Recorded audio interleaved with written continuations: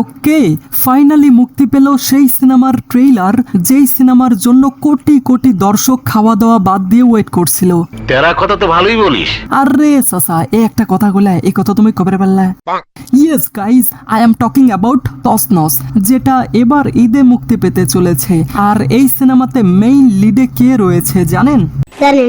God is one, life is one, and he is number one Munna খান।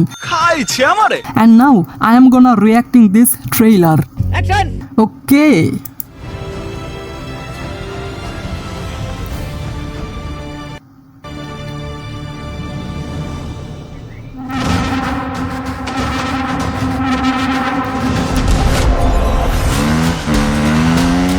রাজ্য সিংহাসন কোনো কিছু না থাকলে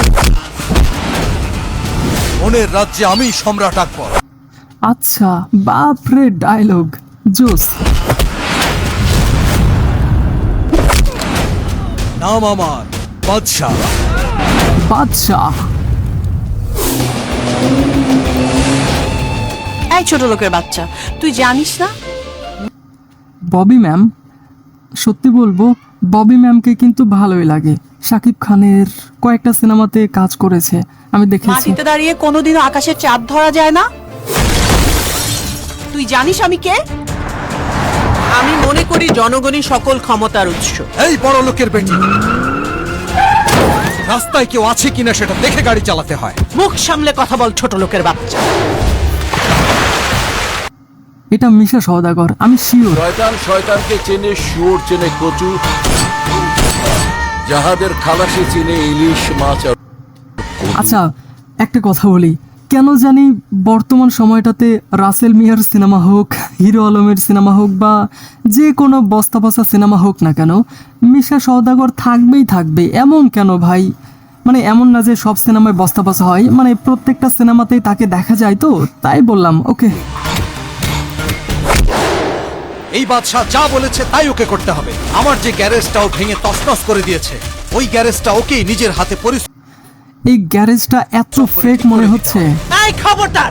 এটা বিবি চৌধুরীর পার্টি অফিস না, থানা। মিস্টার মুসা, বাবারও বাবা আছে। ওই, তুই ভালো একটা সিনেমার গল্প বলেছিস তো? আমার আর নিঝুমের প্রেমের গল্পটা সিনেমার গল্পের মতো।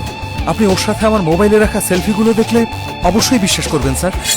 বল, তুই আর কি কি করেছিস আমার সাথে? বল বল, কি কি করেছিস? বন্ধ করে এই রাজনীতি। ওসমান শিকদার, চিৎকার করবি না বিবি চৌধুরী। তোর এই পাপের সাম্রাজ্য ধ্বংস করার জন্য আমি বাদশাহ একাই যথেষ্ট। আচ্ছা ওয়েট, এখানে তার ডায়লগ ডেলিভারি মানে লিপসিং হয়তো হয়নি ডায়লগের সঙ্গে।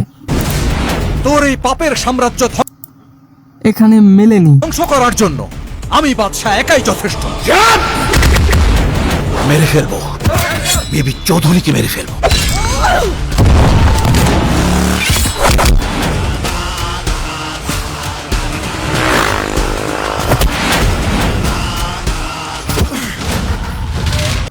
এই আল্লু অর্জুন, বাংলাদেশের আল্লু অর্জুন। ওয়েট, পুরাই আল্লু অর্জুন।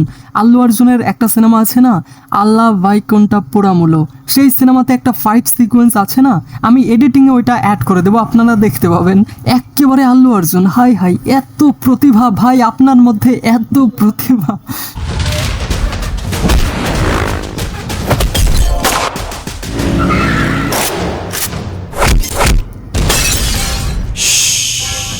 সাইলেন্স। তোকে বিয়ে করে আর এই বিবি চৌধুরীর মেয়ের জামাই হয়ে তোদেরকে দেখাবো। দেখান, কোনো সমস্যা নেই। উফ, কি ছিল এটা? না মানে জিজ্ঞেস করছি, কি ছিল এটা? সত্যি বলতে 2026 সালে এসে এই ধরনের সিনেমা, এটা না মেনে নিতে পারছি না। এমন সিনেমার কনসেপ্ট 2000 থেকে 2010 সালের মধ্যে অনেক চলতো। এমন অনেক সিনেমাই আমরা দেখেছি যে শাকিব খান কোনো গ্যারেজের মেকানিক থাকে, বড় লোকের বিগড়ে যাওয়া মেয়ে সেটা ভেঙে দেয়, পরবর্তীতে সেই গ্যারেজের মেকানিক বা নায়ক বড় লোকের বিগড়ে যাওয়া সেই মেয়েটাকে বিয়ে করে শিক্ষা দেয়, আর অ্যাট দি এন্ড বড় লোকের সেই বিগড়ে যাওয়া মেয়েটা তার ভুল বুঝতে পারে, আর সিনেমা দি এন্ড হয়ে যায়। তুই ভালো একটা সিনেমার গল্প বলেছিস তো? সেম একই প্যাটার্ন আপনি যদি 2026 সালে এসেও অ্যাপ্লাই করেন তাহলে তো অডিয়েন্স এটা মেনে নেবে না, তাই না? দেখুন, আমি এমন বলছি না যে গল্প খারাপ, গল্প ভালো আছে, কিন্তু বুঝতে হবে এখন ম্যাক্সিমাম অডিয়েন্স জেনজি। আর আপনার কি মনে হয় এই জেনজি জেনারেশনের অডিয়েন্স এই টাইপের গল্প দেখবে? যেখানে এবার ঈদে আসছে রকস্টারের মতো ইন্ডাস্ট্রি চেঞ্জিং সিনেমা, সেখানে এই রকম সিনেমা দেখে সত্যি খারাপ লাগলো। আচ্ছা, এবার অ্যাক্টরস এবং কাস্টিং নিয়ে একটু কথা বলা যাক। এখানে মুন্না খানের পাশাপাশি দেখা যাবে ববি হক, দীপা খন্দকার ম্যাম, মিশা সওদাগর এবং শিবা শানু সহ অনেকেই। এখানে মুন্না খানের অ্যাক্টিং দেখে আমি অবাক, শকড এবং হতবাক। মানে ভাই, ডায়লগ ডেলিভারির সঙ্গে বডি ল্যাঙ্গুয়েজের কোনো মিল নেই। দেখুন, একজন অভিনেতা হওয়ার জন্য আপনি দেখতে কেমন, আপনার বডি কেমন, এটা কোনো বিষয় না। আপনি অভিনয়টা কেমন করতে পারেন সেটাই সব থেকে বড় বিষয়, যেটা আপাতত ট্রেইলার দেখে মুন্না খানের মধ্যে অনেক মিসিং লেগেছে।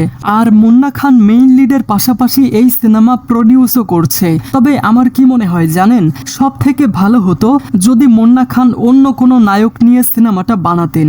তুমি কথা বেশি বলো, কথা বেশি বলার লোক আমার পছন্দ না। আচ্ছা, আমি মনে হয় বেশি বলে ফেললাম। ওকে। আর পরিচালক বদিউল আলম খোকন স্যার, তিনি অনেক ভালো মানের একজন ডিরেক্টর, কিন্তু সমস্যা হচ্ছে তিনি এই ধরনের প্যাটার্ন থেকে বের হয়ে আসতে পারছেন না। যেই ধরনের প্যাটার্ন 2015 সালের দিকেই হয়তো শেষ হয়ে গেছে। তবে হ্যাঁ, এই ট্রেইলারের কিছু কিছু ভিজুয়াল আর সিনেমাটোগ্রাফি অনেক ভালো ছিল। তবে এখানে কিছু সেটআপ এত ফেক লাগছিল, কি বলবো। আচ্ছা, আরেকটা কথা, যারা ফ্যামিলি অডিয়েন্স আছে বা যারা এই রকম পারিবারিক গল্প পছন্দ করেন তাদের কাছে এটা অবশ্যই ভালো লাগবে। কিন্তু ওই যে বললাম, এখন ম্যাক্সিমাম অডিয়েন্স জেনজি জেনারেশনের। তবুও দেখা যাক কি হয়। আর কিছু? তো গাইজ, আপনি কি মুন্না খানের তসনসের ট্রেইলার দেখেছেন? আর আপনি কি এই সিনেমার জন্য এক্সাইটেড? আপনাদের যে কোনো মতামত অবশ্যই কমেন্টে জানাবেন। ঠিক আছে। Thanks for watching guys.